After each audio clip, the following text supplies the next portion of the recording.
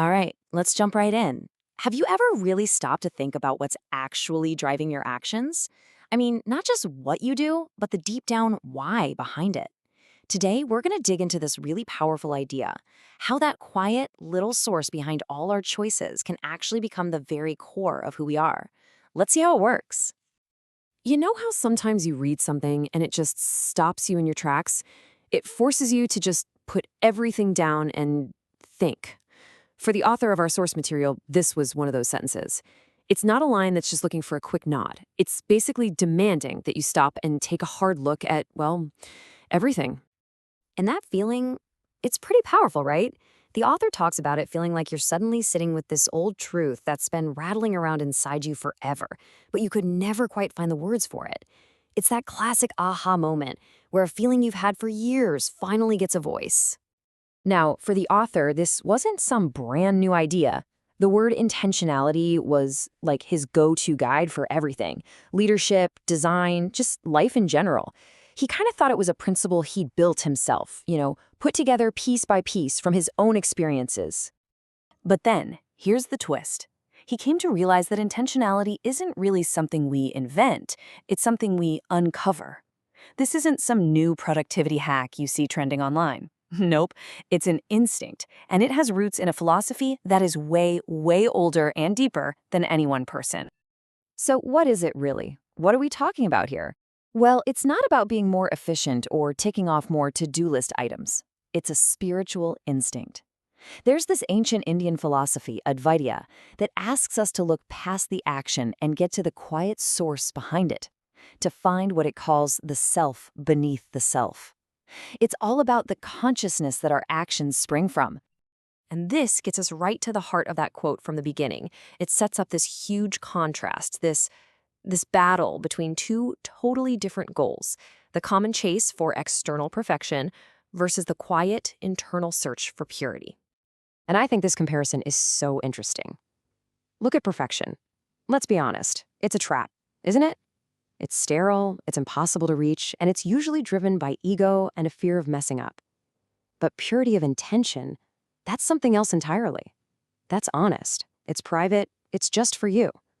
It's about being conscious and aligned with your true self, away from what anyone else thinks. Here's the thing. Our world is obsessed with rewarding outcomes: the promotion, the finished product, the public applause. But this ancient wisdom tells us that all that stuff, it's just a shadow. The real substance, the thing that really defines us, is the intention that cast that shadow. And that really leaves you with a question, doesn't it? Which one are you going to define yourself by? Okay, so let's bring this down to earth.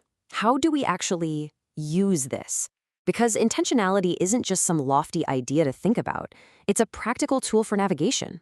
It's not a rule you memorize. It's a compass you use to guide your life every single day. And it all boils down to this one question. It's the same question you find at the heart of great leadership and deep spirituality. Not what you want people to think is driving you, or the image you're projecting to the world, but the raw, honest truth. What is truly driving you? And what's wild is that when you start to live from that place of intention, you see real, tangible changes in your life. Your decisions slow down in a good way. They become more considered. The words you use become cleaner, more direct. Your relationships just find a more honest rhythm. And maybe most importantly, your inner world, the part nobody else sees, starts to line up with your outer one. This slide just nails the shift perfectly. Intentionality is the difference between just passively reacting to life and actively responding to it. It's choosing to direct your path instead of just drifting along. And ultimately, it's the upgrade from merely existing to truly living. So that brings us to our final, and maybe the most powerful point of all. This is not about practicing a new habit. This is about elevating a practice so much that it becomes the very core of who you are. I mean, just think about that. Intentionality isn't just another app you install on the home screen of your life. It's the underlying operating system. It's the architecture that every single decision, every relationship, every ambition is built on. And you can feel it, can't you? When you drift away from it, life feels heavy. When you come back to it, things just make sense again. And we're full circle. This reframes that opening idea so beautifully. Heaven isn't some destination you get to after a lifetime of perfect actions.